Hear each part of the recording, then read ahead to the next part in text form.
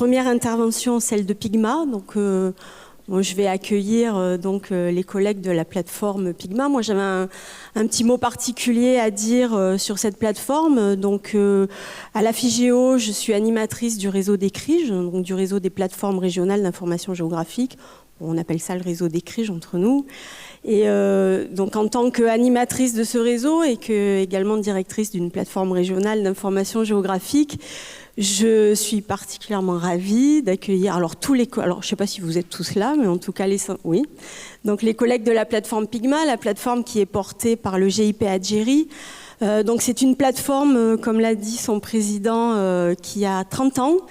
Donc pour nous, le réseau des CRIGE, c'est une structure qui est très importante, qui est un modèle pour nous, parce qu'elle est ancienne, parce que, vous l'avez vu, elle s'occupe de problématiques extrêmement pointues et complexes, parce qu'elle a réussi la fusion, la transition de son activité dans le cadre de la fusion des régions, et que c'est une plateforme aujourd'hui finalement qui couvre, je crois, le quart sud-ouest de la France, on peut dire, hein, à quelque chose près. Voilà, et dire que moi je salue l'implication de Pigma et du GIP Algérie dans les travaux de la FIGEO, dans tous les groupes de travail qui sont conduits au sein de la FIGEO depuis des années, dans les groupes de travail du CNIGE également, hein, dans lesquels j'ai le plaisir régulièrement de retrouver en particulier Anne, Pierre et puis d'autres de vos collègues. Voilà, et puis donc évidemment on ne peut que s'incliner devant cette plateforme qui dialogue régulièrement avec le président de la République, c'est quand même pas le cas de toutes les plateformes. Voilà, donc je laisse la parole à Pierre qui va présenter. Alors, et j'avais un petit mot à dire également, puisqu'on parle du réseau des CRIGE, je voulais saluer la participation aujourd'hui et la présence parmi nous de nombreuses plateformes ultramarines.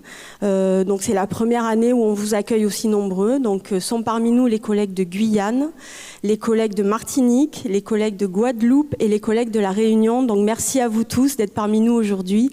Et puis la parole est à Pierre pour Pigma. Oui, merci Christine. Donc surtout, je vais être très bref. Je voudrais juste, avant de faire des présentations par mes collègues, la vraie vie des plateformes, c'est ça, c'est l'activité du réseau, des collègues. Je voudrais expliquer pourquoi on a mis en place une plateforme. Parce que souvent, les gens nous disent c'est un concept, on ne comprend pas. Tout ça.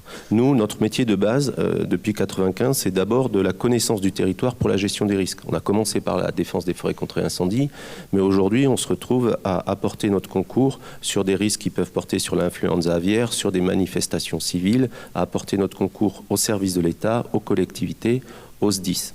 Donc, on avait besoin de données. Si je prends la carte qu'on utilise en DFCI pour gérer les incendies, et celle-là, c'est la situation tactique hier sur l'incendie de Somos qui fait 3500 hectares en ce moment, parce que j'ai 20% de mon temps, j'ai une fonction de DFCI, ce qui me permet de garder les pieds sur le terrain et pas de parler de carte, mais de parler de territoire. Et ça, c'est très intéressant. Cette carte, il y a 350 couches de données. Alors quand vous expliquez ça aux forestiers locaux, aux pompiers ou aux maires, que pour arriver à ça, eh bien, il faut travailler la donnée en temps de paix pour arriver à bien décrire le territoire, c'est un peu abstrait. Quand vous lui dites qu'il y a 350 couches de données, qui peuvent être des réseaux électriques, des bâtiments, une école, là, ça devient un peu plus concret. La deuxième dimension, pour aller vite, on nous a demandé de travailler et de faire travailler ensemble des services publics, État, collectivités et des entreprises privées. On le fait sur la forêt, on le fait sur l'aviculture et on commence à le faire sur la viticulture. Et sur la forêt et sur l'aviculture, ce sont des services que l'on fait France entière. Et là, c'est un peu la même chose et les mêmes clés de lecture que ce qu'on faisait pour la gestion de crise et la connaissance du territoire, c'est d'arriver à faire travailler des gens ensemble. 60% du temps, on essaie de mettre en place des éléments techniques, 60% du temps, on fait de la médiation. Le vrai problème auquel on est confronté, nous, aujourd'hui, c'est un accompagnement du changement. Ça a été évoqué d'ailleurs par le colonel tout à l'heure, c'est d'arriver à faire cet accompagnement du changement. Bien sûr, il faut avoir des bases solides techniques, vous en avez tous, mais il faut qu'on arrive aussi à faire évoluer les gens dans cet accompagnement du changement. Et donc, pour adresser ces services, que ce soit en gestion dite de crise, en connaissance du territoire ou pour des filières métiers très segmentées, on avait besoin de données. Et on avait besoin de données de façon durable. D'où la création d'une plateforme de l'information géographique mutualisée. Et ça, on a été missionné et soutenu par l'État par la région Nouvelle-Aquitaine et par nos membres. Et pour que ça fonctionne, il faut vraiment une volonté stratégique. Ce n'est pas du tout une histoire de technicien. C'est vraiment une logique stratégique. Si les élus, si les autorités veulent connaître leur territoire, veulent connaître leurs enjeux, à un moment, il faut se mettre dans cette logique de plateforme. Nous, on a été contraints d'en faire une, mais il y a 14 ans ou 15 ans que ça fonctionne. Je crois que ça montre qu'il y avait un besoin. Et pourquoi ça fonctionne? Ce n'est pas parce qu'il y a de la techno, il faut être solide, mais c'est surtout parce qu'il y a des gens qui l'animent. Et je laisse la parole à ma collègue pour vous expliquer tout ça. Du coup, comme l'a dit Pierre, ce partage de données repose quand même beaucoup sur de l'humain. Et du coup, nous, ce qu'on voulait vraiment mettre en avant, c'est le réseau Pigma, qui du coup, depuis maintenant presque 15 ans que la plateforme existe, on anime ce partage de données. Et aujourd'hui, on est arrivé à un réseau où on a plus de 850 partenaires qui, du coup, ont des conventions d'échange de données avec la plateforme, ce qui fait près de 4000 contacts dits Pigma, qui sont du coup les acteurs du réseau. Et ce réseau, il est très divers en fait, parce qu'on y retrouve aussi des collectivités, des services de l'État, des associations, des universitaires et également des entreprises privées. Ce qu'on peut voir, c'est qu'il ne cesse de s'enrichir au fil des années, et tout ça, c'est aussi lié à beaucoup d'animations, notamment au travers des cafés-ateliers qui ont, au cours des années, permis de réunir plus de 2000 personnes. Et dans ce réseau, en fait, qu'est-ce qu'on fait? On essaye de partager de l'information, donc il faut aussi enrichir cette banque de données. Et là, Héloïse va nous parler du catalogue Pigma, la clé de la plateforme. Donc le catalogue Pigma, c'est une banque de données qui s'enrichit au fil des années, comme vous pouvez le voir sur le graphe. En effet, on compte plus de 12 000 jeux de données qui ont été référencés par plus de 650 contributeurs. 74% de ces données sont partagées donc, au sein du réseau Pigma, mais ne sont pas totalement ouverts. Et enfin, Pigma, dans 15 ans à peu près, a mis en place plus de 30 visualiseurs métiers qui ont été du coup mis en place pour répondre aux besoins spécifiques de ses partenaires. Donc Pigma, c'est un réseau de personnes, c'est une banque de données, mais c'est aussi des outils pour répondre aux besoins des partenaires. Et ces outils, ils ont évolué au fil des temps pour avoir de différents services. Du coup, oui, comme vous le savez, du coup, les technologies et les services évoluent rapidement, et la plateforme Pigma, du coup, suit ces différentes évolutions. Donc, en fait, ces évolutions ont évolué au sein de 3 phases, avec une première phase, du coup, en 2009, lors de sa création, avec la mise en place d'un catalogue et d'un visualiseur pour permettre, comme le disait Pierre, d'avoir une bourse de données et de faciliter l'échange de ces données. Ensuite, une deuxième phase en 2011 qui là a vu vraiment une industrialisation de la plateforme avec la centralisation de l'identification. Ensuite, la mise en place d'un service de téléchargement de données lourdes. Pour accéder à tous ces services, la mise en place d'un site éditorial qui a également permis derrière de déployer des sites spécifiques pour les différents observatoires dont vont nous parler mes collègues. Et pour terminer sur cette phase, la mise en place d'un outil Open Data, d'un portail Open Data. Et donc cette phase a duré près de 10 ans, et en 2022, du coup, Pigma a vu arriver sa nouvelle plateforme qui a permis l'unification de tous ces portails, de la centralisation des données, que ce soit des données internes ou des données indexées de différents portails externes, avec un très fort accent mis sur l'ergonomie pour que du coup tous nos utilisateurs, quel que soit leur domaine ou leur niveau de compétence, puissent accéder et retrouver de la donnée. Et enfin, les futurs chantiers qui vont être mis en place sont vraiment la représentation de cette donnée au sein de DataVis. Du coup, Pigma, c'est un réseau d'acteurs, c'est une banque de données, c'est des outils, mais c'est aussi des groupes de travail thématiques qui permettent d'aller plus loin dans les actions. Et donc, on va essayer de vous présenter quelques thématiques phares du programme actuel. Donc, notamment l'adresse. Donc, l'adresse, c'est un GT qui, du coup, date de 2013. Un groupe de travail. Un groupe de travail, excusez-moi.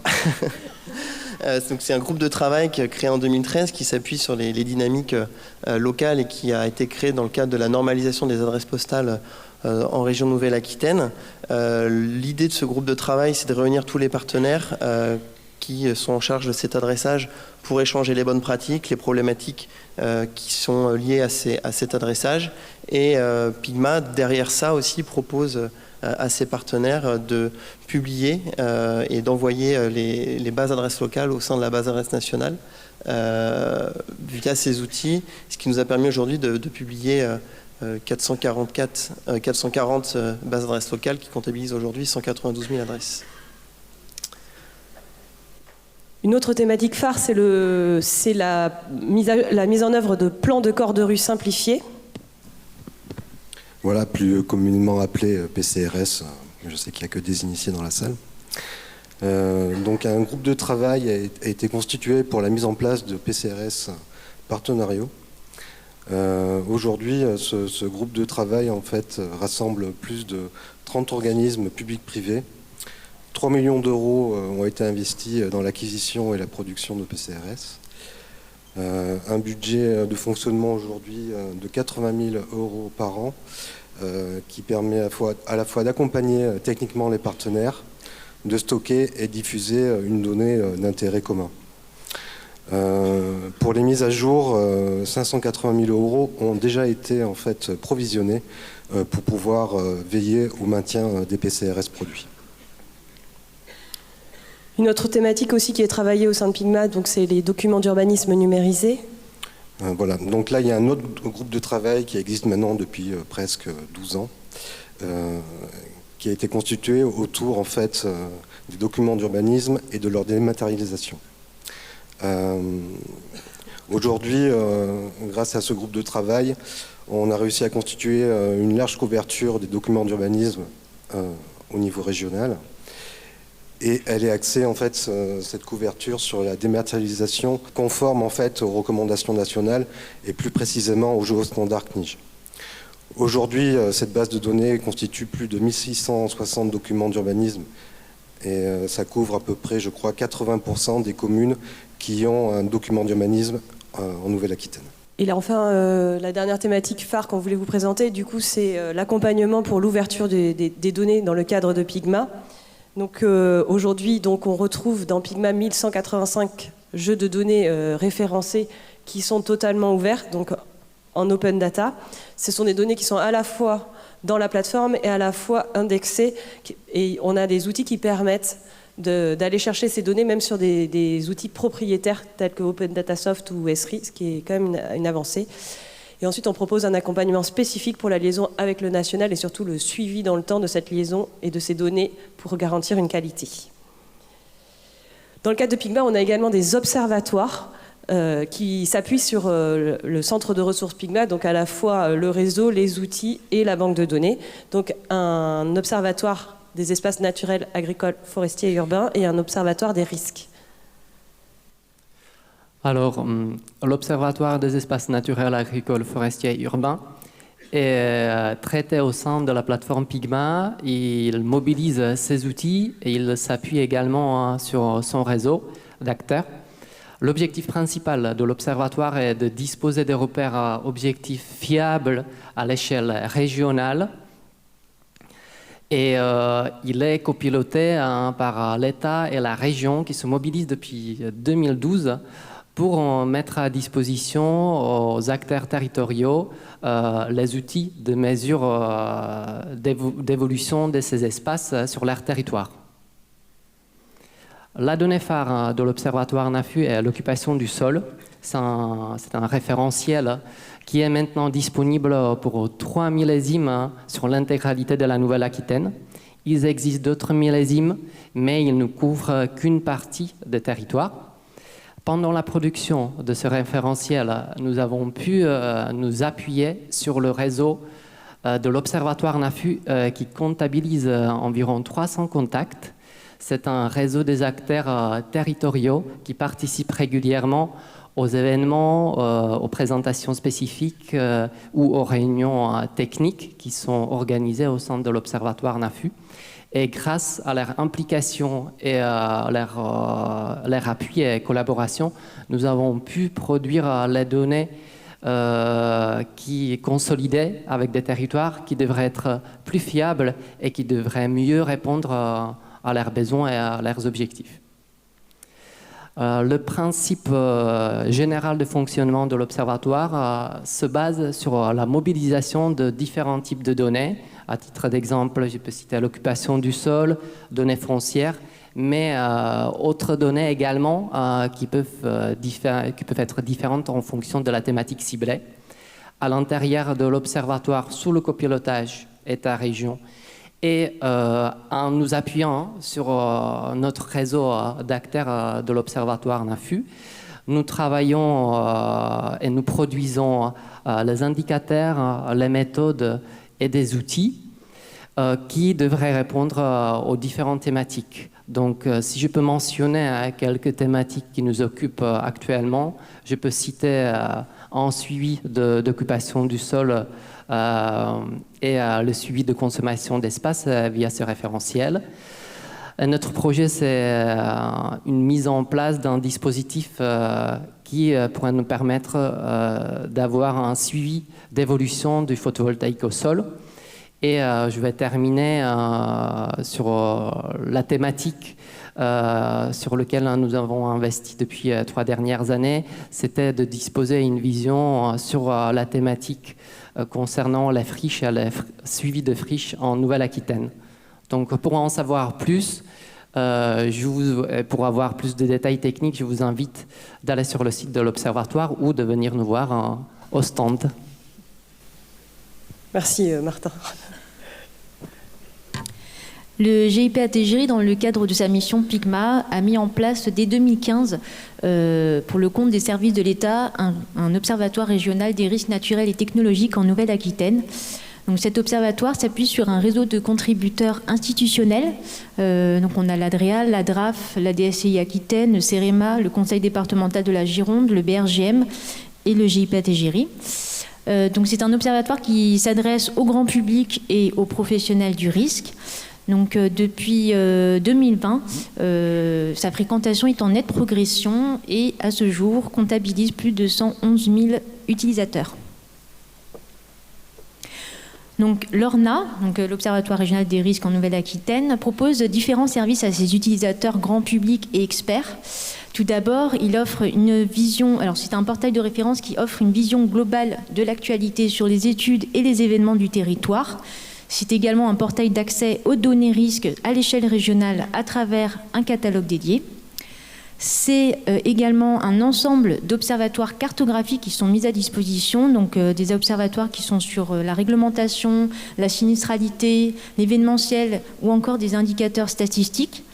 Cet observatoire propose un accès dédié pour valoriser des actions innovantes qui contribuent à valoriser toutes les actions de réduction de vulnérabilité des territoires et à la culture du risque en région Nouvelle-Aquitaine. Enfin, l'observatoire propose également un espace grand public avec des rubriques ludiques et pédagogiques autour du risque. Dans le cadre de PIGMA, il y a également des nouvelles thématiques qui sont travaillées et une des thématiques phares pour l'année 2023, c'est tout ce qui tourne autour de données spatiales. Donc je vais laisser Lorenzo nous en parler. Donc ces données spatiales vont être notamment plus abordées en profondeur lors de l'année prochaine. C'est une thématique qui a intéressé notamment plus de 130 contacts PIGMA qui sont très présents au dernier café atelier l'année dernière. Donc ça montre quand même un intérêt assez grandissant pour cette thématique. Nous, c'est quelque chose qu'on utilise aussi dans le cadre de la gestion de crise incendie pour parler d'actualité. Et ce sont des données qu'on essaye de mettre à disposition et de faciliter l'accès pour les SDIS, pour différents acteurs, les collectivités, l'État, etc. En dehors de la gestion de crise, on utilise aussi ces données pour l'aménagement du territoire. Donc on a notamment produit le millésime 2020 de l'occupation du sol sur l'ensemble de la Nouvelle-Aquitaine en une année, grâce à ces données satellites SPOT notamment. Ce sont aussi des données qu'on utilise et qu'on partage pour suivre la qualité de l'air ou d'autres thématiques comme le projet Caspar qui quantifie la ressource en poids maritime sur les massifs forestiers en Nouvelle-Aquitaine. Voilà, donc les objectifs pour l'année à venir, c'est de faciliter l'accès à ces données pour le réseau PIGMA et pour son réseau d'acteurs. Enfin, du coup, tout ça est possible parce que cette plateforme, elle est portée par le GIP Atégérie, dont on a parlé de toutes ces actions qui ne sont pas uniquement cette plateforme. Et elle a une gouvernance qui lui est propre avec des financeurs qui sont l'État, la région, les SDIS d'Aix-Aquitaine, l'Europe, pardon, j'ai oublié en premier. Et avec l'extension à la Nouvelle-Aquitaine en 2016, sont venus dans l'instance de concertation, qui est l'instance de gouvernance, un représentant des territoires des ex-régions. Voilà comment fonctionne à peu près Pigma. Et si vous voulez en savoir plus, comme dirait Martin, on a un stand, c'est le stand A. Et là, on peut vous faire plein, on peut vous en parler toute la journée, hein, si vous voulez. Bah, merci beaucoup. Il y avait beaucoup de choses à dire, on peut les applaudir, bien sûr. On s'est beaucoup retrouvé les plateformes, voilà, dans vos projets. Mais bon, donc il faudra qu'on discute de tout ça dans le cadre du réseau des CRIJ. Merci beaucoup à toute l'équipe. Merci Pierre, merci Yann.